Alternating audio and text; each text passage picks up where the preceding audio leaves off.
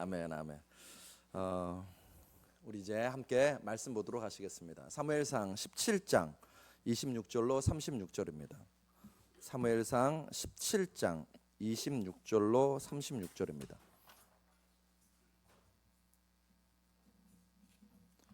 구약 성경 제가 가지고 있는 성경은 437페이지. 사무엘상 17장 26절로 36절입니다.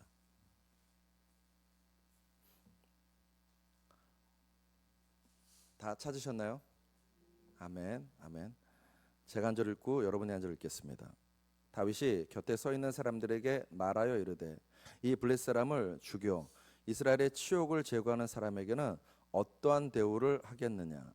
이 할례 받지 않은 블레셋 사람이 누구이기에 살아계시는 하나님의 군대를 모욕하겠느냐?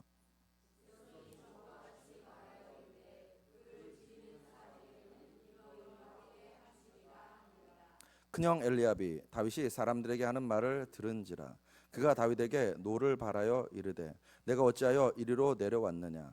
들에 있는 양들을 누구에게 맡겼느냐? 나는 내 교만과 내 마음의 완악함을 아노니 내가 전쟁을 구경하러 왔도다.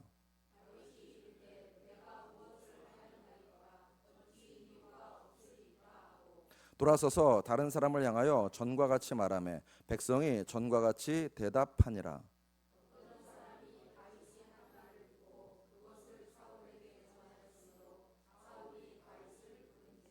다윗이 사울에게 말하되 그로 말미암아 사람이 낙담하지 말 것이라. 주의 종이 가서 저 블레셋 사람과 싸우리이다 하니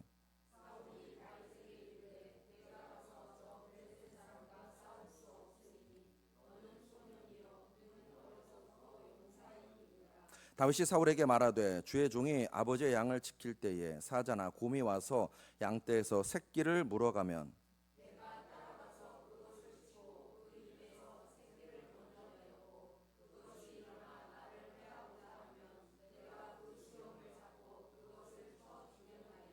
주의 종이 사자와 곰도 쳤은즉 살아계시는 하나님의 군대를 모욕한 이 할례 받지 않은 블레셋 사람 이리이까 그가 그 짐승의 하나와 같이 되리이다. 아멘. 또 한 구절 더 읽겠습니다. 41절부터 49절입니다. 41절부터 49절 같이 제가 먼저 읽겠습니다. 블레셋 사람이 방패든 사람을 앞세우고 다윗에게로 점점 가까이 나아가니라.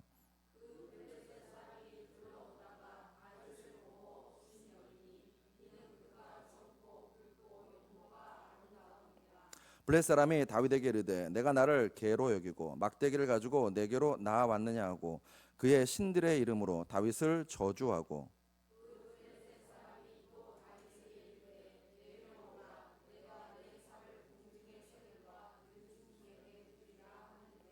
다윗이 블레셋 사람에게 이르되 너는 칼과 창과 단창으로 내게 나아오거니와 나는 만군의 여호와의 이름 곧 내가 모욕하는 이스라엘 군대의 하나님의 이름으로 내게 나아가노라.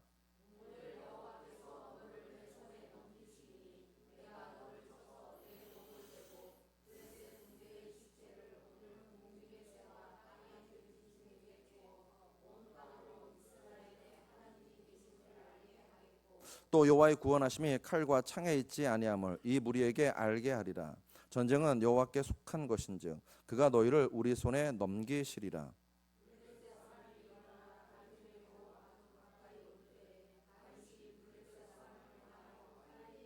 같이 읽습니다. 손을 주머니에 넣어 돌을 가지고 물매로 던져 블레셋 사람의 이마를 치매 돌이 그의 이마에 박히니 땅에 엎드러지니라. 아멘. 아멘. 이 말씀에 근거하여서 유명과 무명이라는 말씀을 함께 나누도록 하시겠습니다. 한번 따라 하실까요? 유명과 무명. 네, 다시 한번요. 유명과 무명. 네. 사사기를 읽다 보면요, 이렇게 가끔 중간 중간에 움찔하게 만드는 사사들이 있습니다. 그 중에 특히 가장 움찔하게 만드는 사사는 사사기 12장에 등장하는 세 사람입니다. 입산, 엘론, 압돈. 이 세 사람이 움찔하게 만듭니다. 이 세 사람은 전임자 입다의 뒤를 이어서 사사가 된 사람들입니다. 전임자 입다는 임기가 6년밖에 안 되었습니다. 몇 년이라고요? 6년입니다. 그런데 입산, 엘론, 압돈 이 세 사람의 임기를 다 합치면 몇 년이냐면 25년이에요. 몇 년이라고요? 25년. 자, 한 사람은 6년이에요. 또 한쪽은 25년입니다.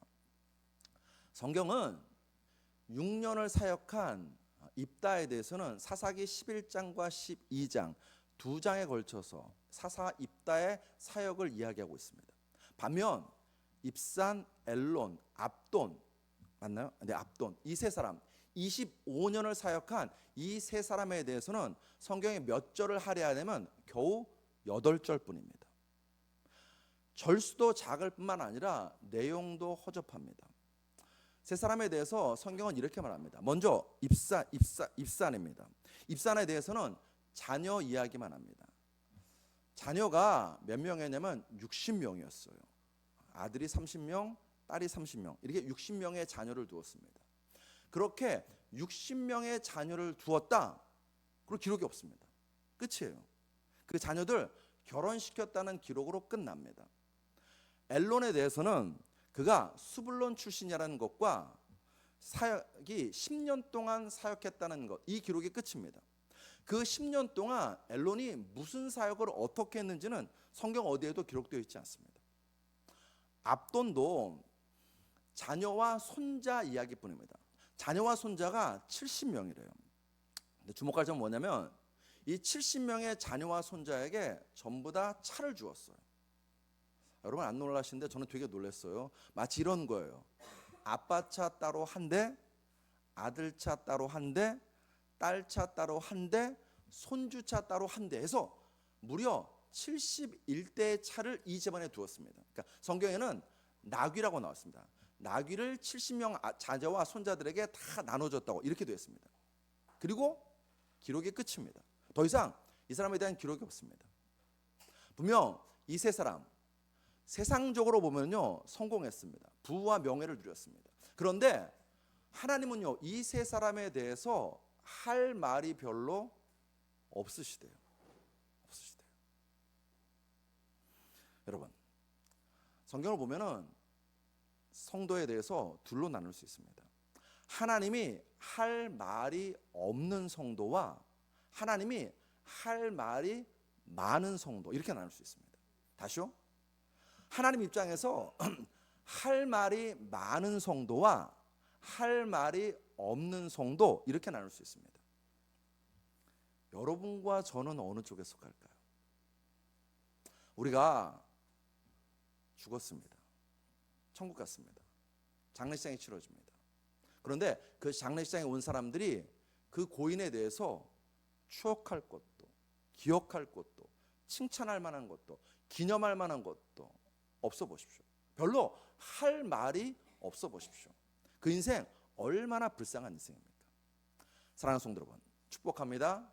하나님이 기억하시는 인생 되시길 주의 이름으로 축복합니다.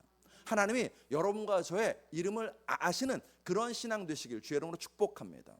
하나님께로부터 쟤는 정말 내가 할 말이 많아.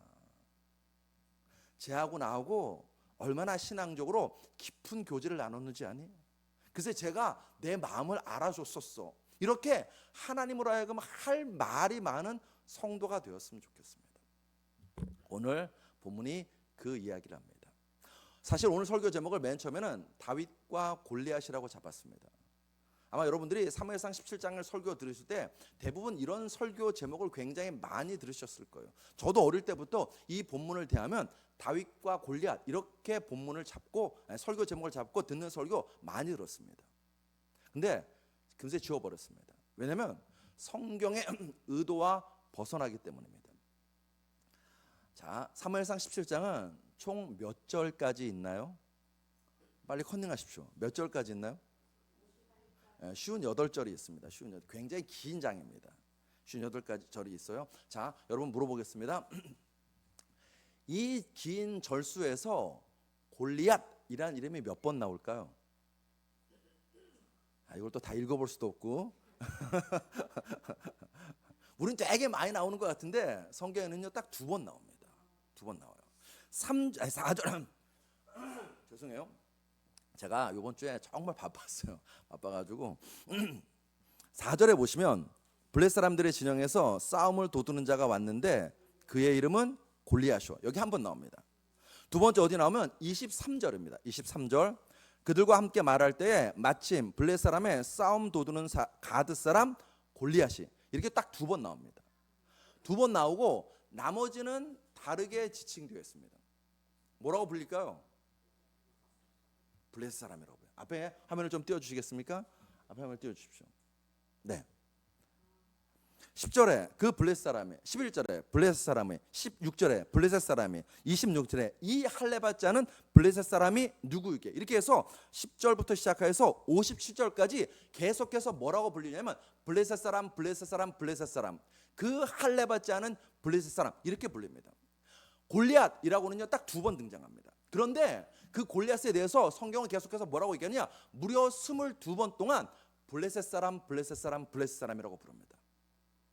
저 미국 놈, 저 한국 놈, 이렇게 부르는 거예요. 분명 이름 있는데 성경은 어디에도 그 이름을 부르지 않습니다. 기록하지 않습니다. 계속해서 골리앗이란 이름보다는요 그 블레셋 사람, 그 블레셋 사람, 그 블레셋 사람이라고만 불러요. 의도적입니다. 의도적으로 성경은 골리앗을 골리앗이라고 부르지 않고 그 블레셋 사람이라고 기록해 놓고 있습니다. 다윗도 골리앗을 골리앗이라고 부르지 않습니다. 뭐라고 부를까요? 이 할례 받지 않은 블레셋 사람. 할례 받지 않았다고 꼭 굳이 붙입니다. 무슨 얘기입니까? 하나님 백성이 아니라는 것입니다. 두려워할 존재가 아니라는 것입니다. 이미 망한 자라는 것입니다. 그게 다윗의 믿음이었습니다. 누가복음 16장에 보면 예수님께서 부자와 거지 나사로의 비유를 드십니다. 한 부자가 있습니다. 그는요 가지고 있는 모든 것이 다 명품입니다. 그리고 그는 먹고 마시고 즐기면서 인생을 살아가고 있습니다. 분명 세상의 관점에서 보면요 그의 인생은 부러워할 만한 인생입니다. 근데 이상하죠? 예수님이 그의 이름을 말하지 않아요. 성경이 그의 이름을 기록하지 않아요. 반면 거지 나사로에 대해서는요 거지임에도 불구하고 나사로라고 그의 이름을 예수님이 불러주십니다. 나사로라고 예수님이 그의 이름을 기억하십니다. 나사로라고 성경에 그의 이름이 기록되어 있습니다. 여러분 어떤 인생이 진정으로 복된 인생입니까? 세상이 기억하는 이름이 있습니다. 마이크로소프트의 창업자 빌 게이츠, 애플의 창업자 스티브 잡스, 삼성하면 이건희, 현대하면 정주영이라고 그 이름이 기억되고 있습니다. 여러분 하나님도 그 이름을 아실까요? 세상 나라에서는 그 이름이 유명한데 하나님 나라에서도 그 이름이 유명할까요?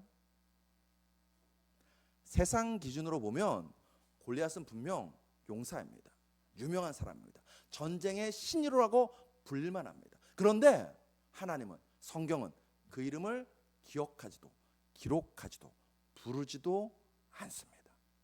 그들은 하나님 나라에서 없을무 이름명, 이름이 없어요. 이름이 기억되지 않습니다. 반면 다윗은 사무엘상 17장에서 무려 31번이 기록되어 있습니다. 그 이름이. 성경 전체로 따지면요 구약 성경에는 다윗이라는 이름이 600번 등장합니다. 신약 성경에도 다윗이라는 이름이 60번 이상 등장합니다. 다윗은 하나님이 기억하시는 이름입니다. 다윗은 하나님이 부르시는 이름입니다. 다윗은 하나님 편에서 보면요 정말 할 말이 많은 신앙인이라는 것입니다. 사랑하는 성도 여러분, 우리의 꿈과 소망이 세상에 이름 내는 것 되지 마십시오. 세상에 이름 나는 것을 소망하지도 부러워하지도 마십시오. 출애굽기 읽어보면 애굽의 왕은 바로입니다. 제가 한번 말씀드렸죠. 이 바로는 이름이 아니라 우리는 왕이라고 부르고 뭐 중국에서는 황제라고 부르는 것처럼 애굽에서도 이집트에서도 그 나라의 왕을 왕이라고 부르지 않고 바로라고 부르는 것입니다. 바로는 당대 최고의 권력자입니다. 바로는 모든 것을 가진 자입니다. 바로는 심지어 신이라고까지 불림받는 자였습니다. 그런데 그런 바로의 이름이 출애굽기에는 단 한 번도 나오지 않습니다. 기록되어 있지 않습니다. 하나님은 그 바로의 이름을 알지도 않습니다. 기억하지 않습니다. 기록하지도 않습니다. 반면 애굽에서 노예로 살고 있는 이름 없었던, 세상에서 이름 없지만 하나님 나라에서는 그 이름이 기록된 사람이 누구냐면 출산을 도와주는 사람들이었습니다. 출산을 도와주는 히브리 산파들의 이름은 기록되어 있습니다. 십부라와 부하라고 성경에 그 이름이 기록되어 있습니다. 하나님이 그 이름을 아십니다. 뿐만 아니라 모세도 하나님이 그 이름을 아시고 기록하십니다. 사랑하는 성도 여러분, 세상이 아니라 하나님이 기억하는 이름이 되십시오. 세상에서 유명한 이름이 아니라 하나님 나라에서 유명한 이름이 되십시오. 역사책에 기록되는 이름이 아니라 하나님의 책에 여러분과 저의 이름이 기록되시기를 주의 이름으로 축복합니다. 말라기 3장 16절에 그때 여호와를 경외하는 자들이 피차에 말하며 여호와께서 그것을 분명히 들으시고 여호와를 경외하는 자와 그 이름을 존중히 여기는 자를 위하여 여호와 앞에 기념책에 기록하셨느니라. 하나님이 기억하시는 이름, 하나님의 책에 기록되는 이름, 여러분과 저의 이름 되시기를 주의 이름으로 축복합니다. 그럼 도대체 다윗은 어떻게 이런 은혜를 입었을까요? 왜 하나님이 그의 인생을 주목하시고 그의 이름을 기억하고 계실까요? 사무엘상 17장의 특징 중 하나는 유명과 무명입니다. 한 사람은 이름이 있습니다. 한 사람은 이름이 없습니다. 이름이 기록되지 않습니다. 또 하나 사무엘상 17장의 특징은 말의 전쟁입니다. 말의 전쟁이에요. 말이 난무예요. 골렛이 나타납니다. 이스라엘 백성을 향해서 외칩니다. 야, 이스라엘 놈들아, 나랑 맞짱 한번 뜨자라고 외칩니다. 말합니다.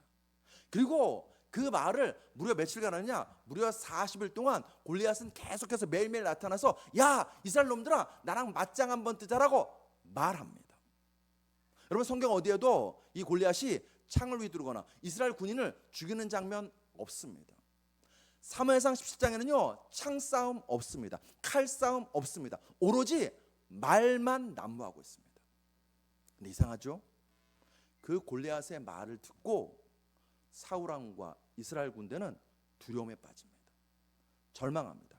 고통합니다. 하나님의 백성이 세상 사람의 말을 듣고 주눅들어 있습니다. 그러면 하다못해 사울 왕과 이스라엘 군대 사이에서 기도의 말이라도 있어야 되는데 없어요. 그냥 주눅들어 있고 두려워하고 절망합니다. 그때 다윗이 등장합니다. 다윗도 이 상황을 보고 말해요. 거인 골리앗을 보고 말해요. 무슨 말을 하는가? 보면 26절에 살아계시는 하나님, 26절에 하나님의 군대, 37절에서 또 다윗이 이르되 여호와께서 나를 사자의 발톱과 곰의 발톱에서 건져내셨은즉 나를 이 블레셋 사람의 손에서도 건져내시리이다. 45절에서 다윗이 블레셋 사람에게 이르되 너는 칼과 창과 단창으로 내게 나아오거니와 나는 만군의 여호와의 이름 곧 내가 모욕하는 이스라엘 군대의 하나님의 이름으로 내게 나아가노라. 46절에서 오직 여호와께서 너를 내 손에 넘기시리니. 47절에서 또 말합니다. 또 여호와의 구원하심이 칼과 창에 있지 아니함을 이 무리로 알게 하리라. 전쟁은 여호와께 속한 것인지 그가 너희를 우리 손에 넘기시리라. 여러분, 다윗이 무슨 말을 하나요? 누구를 말하나요? 하나님을 말합니다.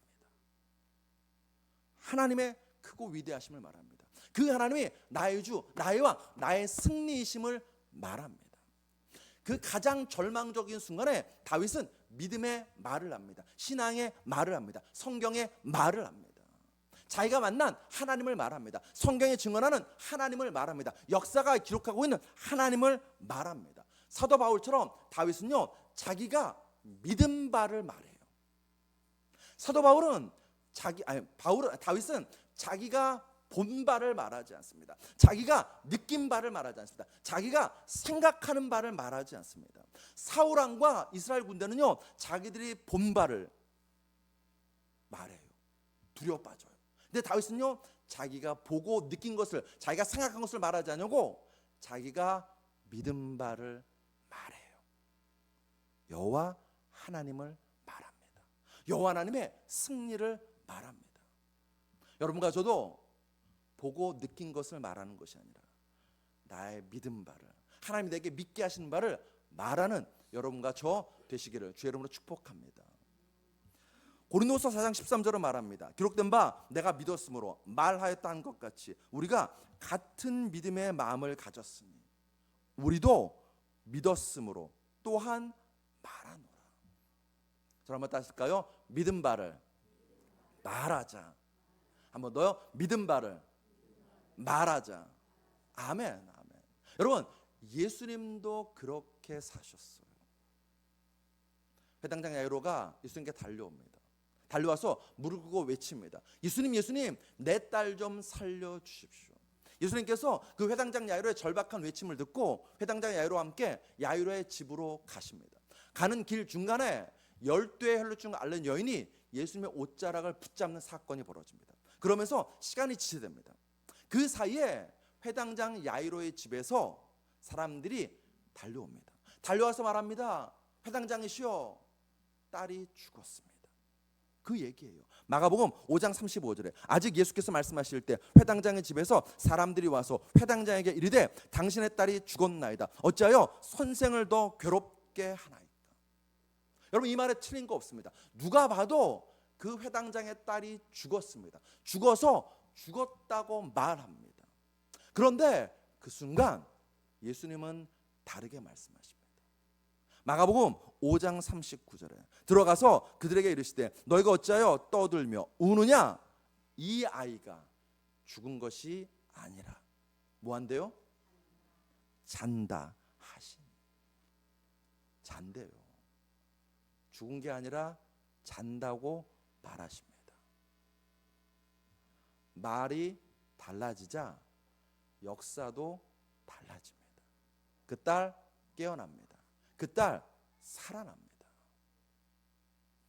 사랑하는 성도 여러분, 맞아요. 분명 우리 눈에 보이는 게 있어요. 들리는 게 있습니다. 그거 말하게 되는 것이 사실은 우리의 모습입니다. 근데 여러분, 오늘 성경은 여러분과 저에게 말합니다. 그 순간 너희가 보고 듣고 생각하는 것을 말하지 말고, 그것에 두려워 떨지 말고 성경이 말해주는 것을 믿고 선포하라는 것입니다. 사울 왕과 이스라엘 군대가 왜 두려워 떨었나요?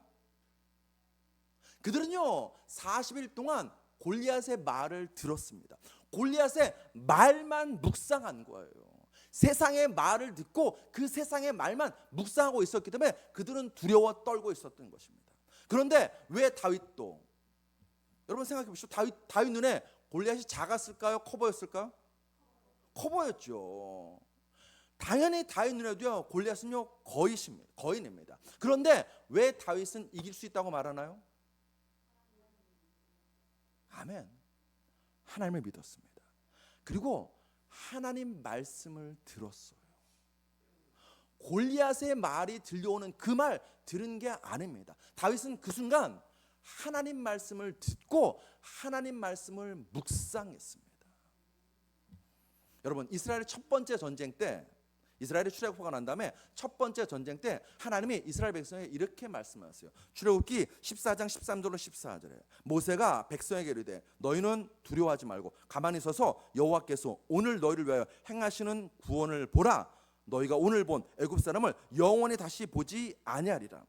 여호와께서 너희를 위하여 싸우시리니 너희는 가만히 있을지니라. 이스라엘이 첫 번째 전쟁에서 들은 말이 바로 이 말이었습니다. 여호와 하나님께서 너희를 위해 싸우실 거야. 그러니 너희는 가만히 있어도 돼. 다윗은 이 말을, 이 말씀을 성경 말씀을 통해서 들은 것입니다. 묵상한 것입니다. 그래서 오늘 보면 47절에서 다윗이 전쟁은 여호와께 속한 것입니다 라고 외칠 수 있었던 근거가 뭐냐고요? 이 출애굽기 14장 말씀을 다윗은 읽었습니다. 들었습니다. 묵상했습니다. 그리고 자기의 삶에 적용해 보았습니다. 언제요? 곰과 사자와 싸울 때. 곰이 달려듭니다. 사자가 달려듭니다. 그때 다윗은요 이 출애굽기 14장 말씀을 적용했습니다. 하나님, 전쟁은 하나님께 속한 것이라고 분명히 말씀하셨습니다. 하나님이 우리를 위해 싸우셨다고 분명히 말씀하셨습니다. 그러므로 내가 저들을 이길 수 있다고 믿습니다. 그 믿음으로 다윗은 곰과 골리앗을 향해서 달려든 것입니다. 그리고 그런 믿음의 체험이 오늘 본문에서 다윗으로 하여금 그 거인 골리앗을 향하여서 달려 나가면서 승리를 외치게 만든 것입니다. 여러분과 저는 어떤 말을 듣나요? 여러분과 저는 어떤 말에 반응하고 마음이 동하고 귀가 솔깃한가요? 여러분과 저는 어떤 말을 하시나요? 특히 위기의 때 우리는 어떤 말을 듣고 어떤 말을 하나요? 심리학자 에릭슨에 따르면요, 인간은 크게 두 가지 위기가 있답니다. 크게 두 가지 위기가 있어요. 첫 번째는 발달적 위기입니다. 두 번째는 상황적 위기입니다. 발달적 위기라는 것은 뭐냐면 우리가 태어나서 나이를 먹어가면서 겪게 되는 위기입니다. 아이가 태어났습니다. 계속해서 엄마 아빠 품에 있었습니다. 그런데 어느 날 갑자기 첫 등교를 해요.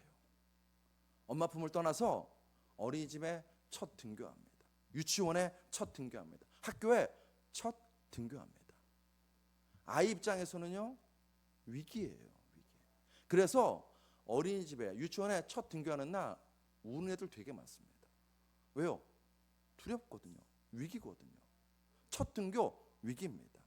사춘기 큰 위기죠. 큰 위기입니다. 기도하고 있어요. 저희 아들도 서서히 사춘기가 찾아오는 것 같아요. 저한테 대놓고 그러더라고요. 아빠, 내가 사춘기 같아. 혼자 있고 싶어. 저리 가세요. 혼자 있고 싶대. 사춘기 얼마나 큰 위기입니다. 결혼, 출산, 정말 기분이 좋은데 기쁜 날인데 인생의 큰 위기죠. 노년, 나이가 들어간다는 거, 이거 슬픈 위기죠.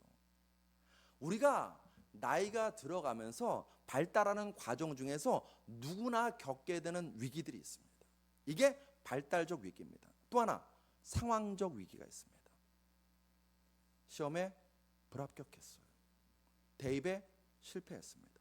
취직에 실패했습니다. 회사로부터 명퇴당했습니다. 돈이 없습니다. 암에 걸렸습니다. 사랑하는 사람과 사별했습니다. 사랑하는 가족을 잃었습니다. 상황적 위기입니다. 내가 대처가 안 되고 준비가 안 돼서 만나게 되는 위기입니다. 여러분, 이와 같은 위기의 순간에 가장 중요한 것은 여러분과 저의 말입니다. 말. 우리는 무슨 말을 하고 무슨 말을 듣나요? 사랑하는 성도 여러분, 길을 모르시겠나요?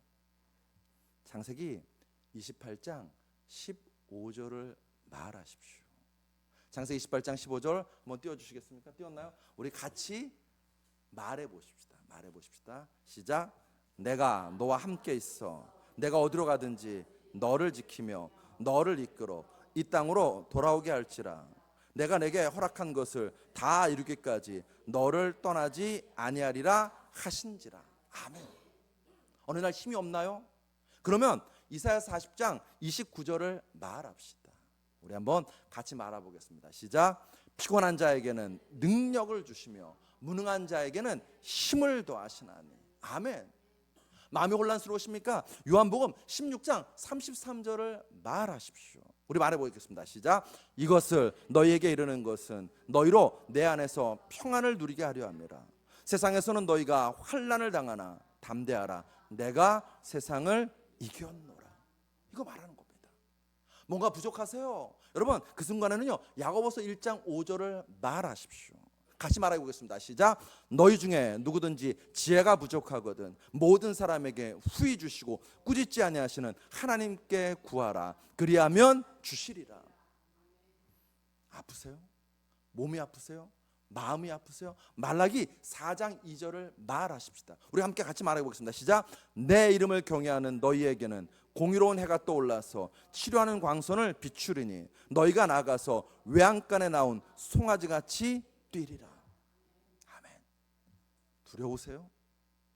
그때는 시편 27편 1절로 2절을 말해 보십시다. 우리 같이 말하겠습니다. 시작. 여호와는 나의 빛이시오 나의 구원이시니 내가 누구를 두려워하리요. 여호와는 내 생명의 능력이시니 내가 누구를 두려워하리요. 악인들이 내 살을 먹으려고 내게로 왔으나 나의 대적들 나의 원수들인 그들은 실족하여 넘어졌도다. 아멘. 어렵고 힘든 순간 우리의 입술에서는 사실 가장 먼저 뭐가 튀어나와요? 안 돼, 끝났어, 실패했어, 도무지 희망이 없어, 왜 나는 안 되는 인생이지, 이런 말이 먼저 튀어나옵니다.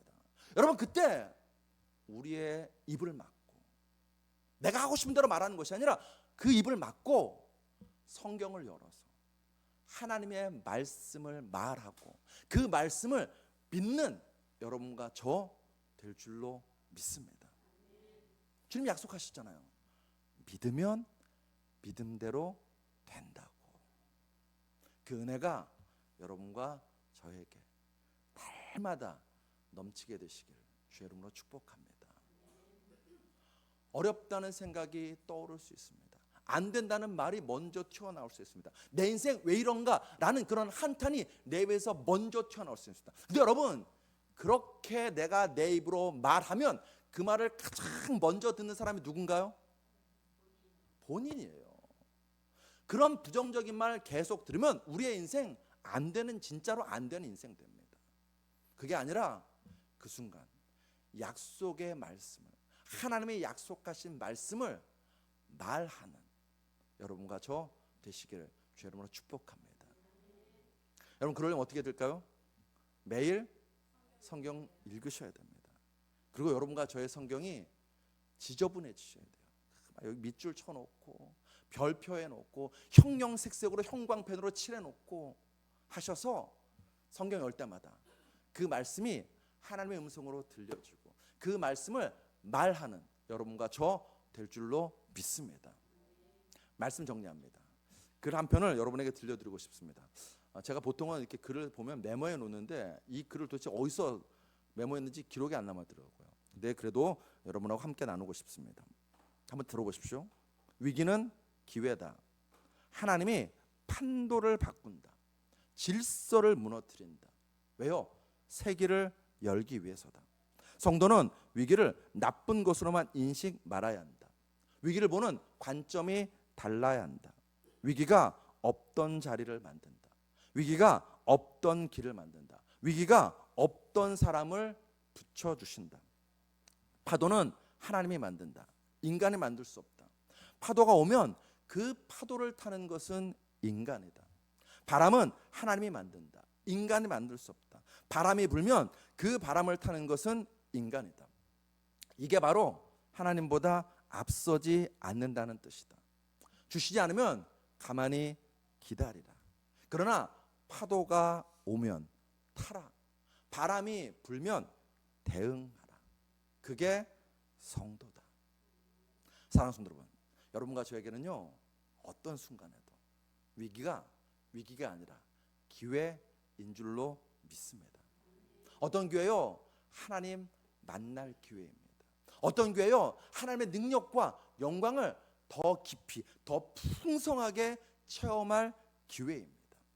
위기의 순간에 주님보다 앞서지 않고 겸손히 하나님 말씀 기다리는 여러분과 저 되시기를 주의 이름으로 축복합니다.